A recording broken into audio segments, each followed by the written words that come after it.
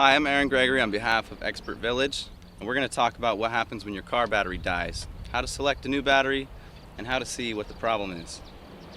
Now when you go to put the new battery in, you're going to want to figure out where your positive and negative cables come out so the battery is orientated in the right direction the first time. This is positive and this is negative.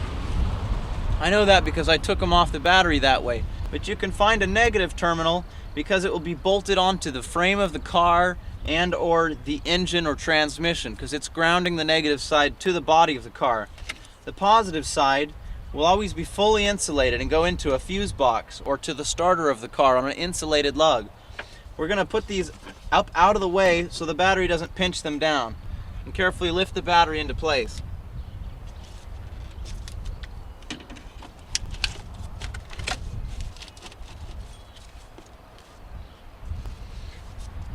Now that the battery's sitting orientated, let's see if the cables will reach the terminals. Positive to positive, negative to negative. We're in business. Now let's find the clamp and reposition the clamp and the J-bolts to hold it in place.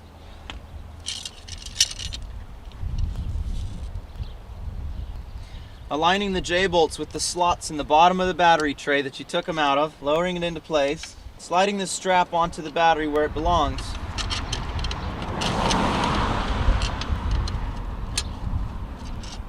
Now we need our 10mm socket, a deep socket, so that we can thread this nut down onto the threaded rod and tighten the battery.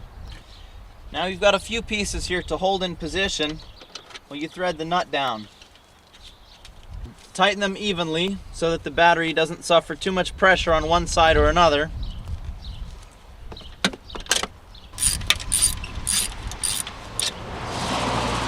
Now our battery is very secure in the car.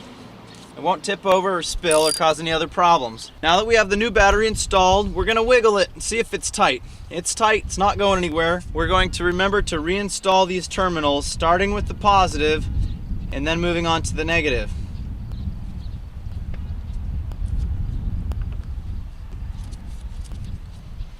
I like to push the terminal down onto the battery as hard as I can and tighten it up by pushing down and twisting. It opens up the ring and makes as best contact as possible. And then tightening it slightly until you can't twist it anymore.